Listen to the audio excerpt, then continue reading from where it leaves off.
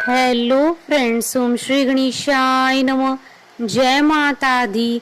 आप सभी का स्वागत है आपके अपनी यूट्यूब चैनल पर। आप सभी को नवरात्रि की हार्दिक शुभकामनाएं। आज हम नवरात्रि के 9वें दिन पर दुर्गा सप्तशती पाठ के 13वें अध्याय को प्रस्तुत करेंगे। फ्रेंड्स, वीडियो शुरू करने से पहले आपसे रिक्वेस्ट है, अगर आप हमारे चैनल पर नए हैं और आपने अभी तक चैनल को सब्सक्राइब नहीं किया है तो प्लीज़ सब्सक्राइब कीजिएगा चैनल को। साथ ही प्रेस कीजिएगा बेल आइकन को, जिससे नए वीडियो से रिलेटेड नोटिफिकेशन आपको तुरंत प्राप्त हो सके। और वीडियो पसंद आने पर वीडियो को लाइक और शेयर जरूर कीजिएगा, ताकि सभी भक्तों को इस वीडियो का लाभ प्राप्त हो सके। और कमेंट बॉक्स में जय माता दी जरूर लिखिएगा। या देवी सर्वभूतेषु शक्तिरूपेण संस्थिता नमस्तस्यै नमस्तस्यै नमस्तस्यै नमो नमः। 13वां अध्याय प्रारंभ। राजा सुरत और वैश्य को देवी का वरदान। महर्षि मेधा ने कहा, हे राजन, इस प्रकार देवी के उत्तम महात्म का वर्णन मैंने तुमको सुनाया। जगत को धारण करने वाली इस देवी का ऐसा ही प्रभाव है।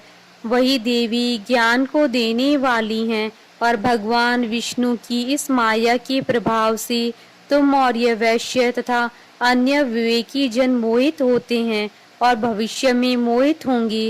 हे राजन, तुम इसी परमेश्वरी की शरण में जाओ। यही भगवती आराधना करने पर मनुष्य को भोग, स्वर्ग तथा मोक्ष प्रदान करती हैं। मार्कंडेय जी ने कहा, महर्षि मेधा की यह बात सुनकर राजा सुरत ने उन उग्र व्रत वाले ऋषि को प्रणाम किया और राज्य के छिन जाने के कारण उनके मन में अत्यंत गिलानी हुई और वह राजा तथा वैश्य तपस्या के लिए वन को चले गए और नदी के तट पर आसन लगाकर भगवती के दर्शनों के लिए तपस्या करने लगे। दोनों ने नदी के तट पर देवी की मूर्ति बनाई और पुष्प, धूप, दीप तथा हवन द्वारा उनका पूजन करने लगे। पहले उन्होंने आहार को कम कर दिया, फिर बिल्कुल निराहार रहकर भगवती में मन लगाकर एकाग्रत पूर्वक उनकी आराधना करने लगे। वह दोनों अपने शरीर के रक्त से देवी को बलि देते हुए 3 वर्ष तक लगातार भगवती की आराधना करते रहे।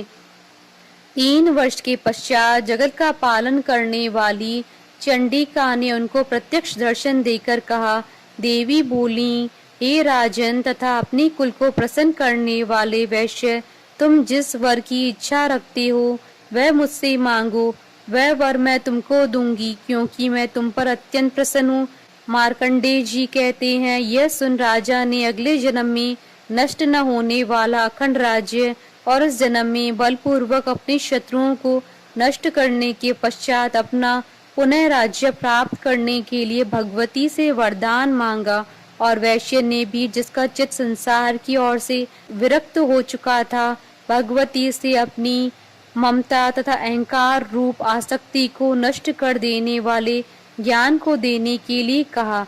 देवी ने कहा, हे राजन, तुम शीघ्र ही अपने शत्रुओं को मारकर पुनः अपना राज्य प्राप्त कर लोगे।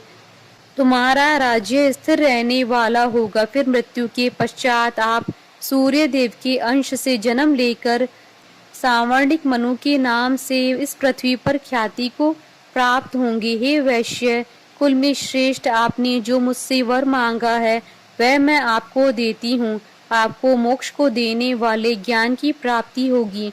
मार्कंडेय जी कहते हैं, इस प्रकार उन दोनों को मनोवांछित वर प्रदान कर तथा उनसे अपनी स्तुति सुनकर भगवती अंतर ध्यान हो गईं। और इस प्रकार क्षत्रियों में श्रेष्ठ वह राजा सुरत भगवान सूर्य देव से जन्म लेकर इस पृथ्वी पर सावर्णिक मनु के नाम से विख्यात हुए। इति श्री दुर्गा सप्तशती पाठ का 13वां अध्याय संपूर्ण हुआ। जयकारा माँ माइदा बोलिए सच्चे दरबार की जय। हमारे साथ इस वीडियो में अंत तक बने रहने के लिए आपका धन्यवाद। ओम श्री गणेशाय नमः। जय माता दी।